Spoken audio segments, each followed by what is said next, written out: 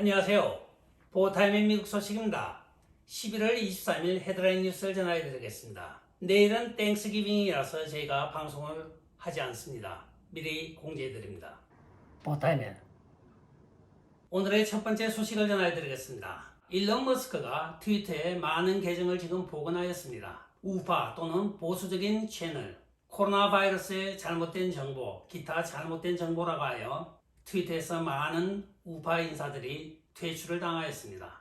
계정 정지 내지 계정 삭제를 당한 것이죠. 그러나 오늘날 빌 클린턴 가족이 가장 벌벌 떨만한 계정이 하나 복원이 되었습니다. 그 계정의 이름은 후아니타 브로드로드라고 하는 계정이기도 합니다. 그녀는 아칸소 지역의 요양원에 종사하는 사람입니다. 빌 클린턴이 아칸소 주지사로 재직할 당시에 그녀를 성폭행한 것을 고소하였던 당사자이기도 합니다. 그녀가 빌 클린턴을 고소하자마자 2달 후인 4월, 트위터는 그녀에게 코로나에 대한 잘못된 정보를 뿌린다는 핑계를 삼아 계정을 삭제해버렸습니다. 그러나 일론 머스크에 의하여 그 계정은 1월 20일자로 복원이 되었고 거기에는 많은 내용이 포함되어 있습니다. 빌 클린턴과 앱스타인, 그리고 빌 클린턴과 그녀의 성적인 관계와 또는 성폭행에 대한 고소 내용이 트위터에 다 포함이 되어 있기 때문입니다. 이로써 빌 클린턴 가족이 가장 우려하고 염려하는 사건이 현실로 나타나고 있으며 그녀의 계정은 지금 팔로우 수가 폐쇄되기 이전의 수준까지 복원이 되고 있습니다. 그만큼 많은 사람들이 이 사건에 대하여 관심을 갖고 있다는 증거이기도 하겠죠. 다음 소식입니다. 주택시장이 2023년에는 더욱더 크게 하락할 것으로 전망되어지고 있는 가운데 오늘 NAR 즉 미국 부동산협회에서 다음과 같이 3가지 요인을 부동산 침체의 원인으로 꼽고 있습니다. 첫 번째, 연준의 금리 인상으로 인하여 댈라스에 있는 한 경제학자는 2023년도에는 연준의 금리 인상으로 인하여 부동산 가격이 20% 이상 하락할 것이라고 전망하고 있습니다. 두 번째는 고용시장의 실업률 증가를 꼽고 있습니다. 빅텍들이 신규 직원을 채용하지 않으며 기존 직원을 정리해고를 하고 있기 때문이라고 전해지고 있습니다. 수많은 사람들이 일자리를 잃게 되므로 주택시장은 더욱더 악화 일로로 걷게 될 것이라고 전망합니다. 세 번째는 언더워터 모게지라고 하여 실제적으로 가지고 있는 주택의 모게지 가격이 실제 주택의 가격보다 훨씬 높을 때 나타나는 현상입니다. 즉 100만 불짜리 페이먼트를 하고 있는데 내가 갖고 있는 집은 70만 불에 불과한 현상을 말하는 것이죠. 이 언더워터 모게지로 인하여 미국에 더욱더 많은 사람들이 주택융자금 상환을 제때 하지 못하는 현상이 발생하며 이 경우에는 한두 집이 아니고 여러 수백만 채가 동시다발적으로 발생하는 현상이 나타난다고 전해지고 있습니다. 9월달 대비 10월달에 주택 매매는 5.9%가 하락하였으며 전년도인 2021년 10월과 올해 2022년 10월을 비교하면 28.4%의 주택 거래가 급감한 것으로 나타나고 있습니다. 이 모든 요인을 조합하여 볼 때 주택 붕괴는 2023년에 피할 수 없는 현상인 것 같습니다. 다음 소식입니다. 공화당이 하원을 장악한 이후에 케빈 맥카티는 즉시 인류위원회를 해체할 것이라고 공언하였습니다.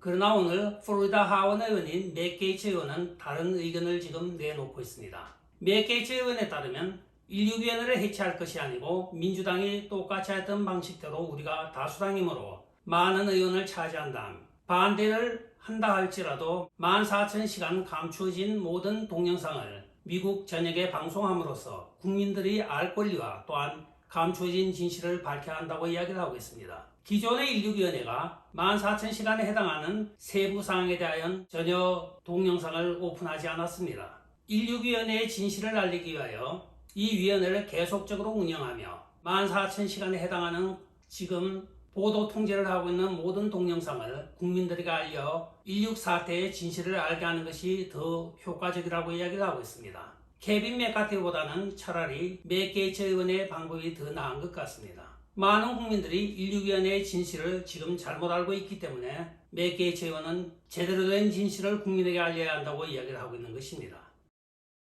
다음 소식입니다. 아무리 나쁜 부모라 하더라도 자식은 잘 되길 바라며 자식은 선하게 살아가기를 바라는 것이 부모의 심정입니다. 그러나 미국에서 최고의 지성을 자랑하는 법률학자 부부가 자식을 종친형을 목전에 둔 범법자로 만드는 사건이 발생하였습니다. 바로 최근에 핫 이슈로 떠오르고 있는 FTX 사건입니다. FTX의 SBF는 바로 샘 뱅크맨 프리드의 약자입니다. 그의 아버지는 조셉 뱅크맨으로 스탠포드 대학교 법률학 학장입니다. 어머니 또한 바브라 프리드로 스탠포드 대학교 로스쿨의 교수이기도 합니다. 미국 최고의 지성을 자랑하는 두 부부 사이에 태어난 자가 바로 SBF인 것입니다. 이름은 원래 샘이죠. 그리고 중간 이름은 아버지의 성인 뱅크맨을 땄고 성은 어머니의 성인 프리드를 딴 것입니다. 그래서 샘 뱅크맨 프리드가 된 것입니다. 오늘 바하마에서 보고되고 있는 로이터 통신에 따르면 이 아들은 부모의 명의와 친구들의 명의로 최근 2년 동안 바하마에서 1억 2,100만 불의 부동산을 구입한 것으로 나타나고 있습니다. 이익을 위하여 많은 사람들에게 금전적인 피해를 준 이 부부와 그 아들은 지금 바하마로 도망을 갔습니다. 피해를 본 피해자들은 과연 누구에게 이 보상을 받아야 되겠습니까? 다음 소식입니다. 하원 의장으로 내정되어 있는 케빈 맥카티가 오늘 미맥 국경을 방문하였습니다. 그게 기자회견을 가졌는데 기자회견의 내용은 마요르카스 국토안보부 장관에게 즉시 사임하라고 촉구하였습니다. 만약 당신이 사임을 하지 않는다고 하면 550만 명이라는 불법 입국자를 미국에 들어오게 된 배경과 오간 서시 모든 것에 대하여 의회 차원에서 면밀 조사를 한 다음에 당신을 탄핵할 것이라고 이야기를 하고 있습니다. 물러날래 아니면 탄핵을 하여 제일에 넣어줄까 둘 중에 하나 택하라는 것입니다. 마요르카스 밤잠 못 자게 생겼습니다. 다음 소식입니다. 공화당 하원 의원들이 헌터 바이든 노트북을 러시아가 만든 스파이 게이트라고 이야기하였던 51명의 전직 CIA 요원과 정보 관련 베테랑들에게 개인적으로 모든 서신을 보낸 것으로 오늘 나타나고 있습니다. 이 51명 가운데는 일부는 묵묵부답으로 일관하고 있고 일부는 자기가 자랑스럽게 그것은 러시아 스캔들이 맞았습니다 하고 이야기를 하고 있고 일부는 또한 그 공으로 인하여 바이든 행정부의 고의적으로 복귀까지 한 사건이 오늘 나타나고 있습니다. 공화당 하원 의원들은 즉시 이들이 폴리티코가 이 초안을 작성하고 거기에 사인하게 된 배경과 또한 여기에 연락책으로 오갔던 자가 누구인지 하고 모든 것을 밝히라고 지금 나서고 있는 것입니다. 헌터 바이든 노트북을 감추기 위하여 전직 몇십 년간의 정보통에 있던 사람들이 일치단결하여 여기에 움직였던 배경에 대해서도 지금 고백하라고 하원 공화당 의원들이 오늘 서한을 보냈다고 발표가 되고 있습니다. 점점 재미있어지는 헌터 바이든의 노트북 사건이기도 합니다. 오늘의 마지막 소식을 전해드리겠습니다. 회사가 잘못을 하니 엉뚱하게 애꿎은 직원만 지금 해고하고 있는 사건이 발생하였습니다. 지난 15일 러시아의 미사일이 폴란드 국경을 강타하여 2명의 민간인을 살해하였다고 AP통신이 대대적인 보도를 하였습니다. 특종 보도를 하면서 러시아의 전쟁 발발로 인한 러시아의 행패에 나토는 즉각 반응을 해야 한다고 AP통신이 긴급 타전을 하였습니다. 전 세계의 모든 언론들은 과연 제3차 대전이 일어나는 것이 아닌가 하고 전전긍긍하면서 보도를 하였습니다.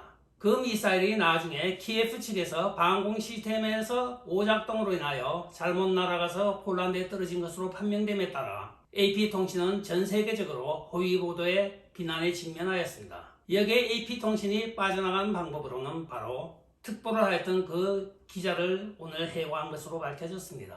화요일인 11월 22일 AP통신은 공식적인 발표를 통하여 허위 보도를 한 기자인 제임스 라포르타를 11월 22일자로 해고하였다고 발표를 하였습니다. AP통신의 해명에 따르면 항상 익명의 제보를 하더라도 2군데 이상의 확인을 거친 다음에 보도를 해야 하는 보도 지침을 위반하였다는 것입니다. 라포르타 기자는 익명의 제보자라고 하며 그냥 보도를 한 것이 화근이 된 것입니다. 여기에 대한 책임을 물어 오늘 해고하였다고 AP통신은 자기 안면 가리기용 발표를 하고 있습니다. 끝까지 시청해 주셔서 감사합니다. 좋아요, 구독, 알림 그리고 공유 부탁드리고 댓글 많이 부탁드리겠습니다. 안녕히 계시오. 바이.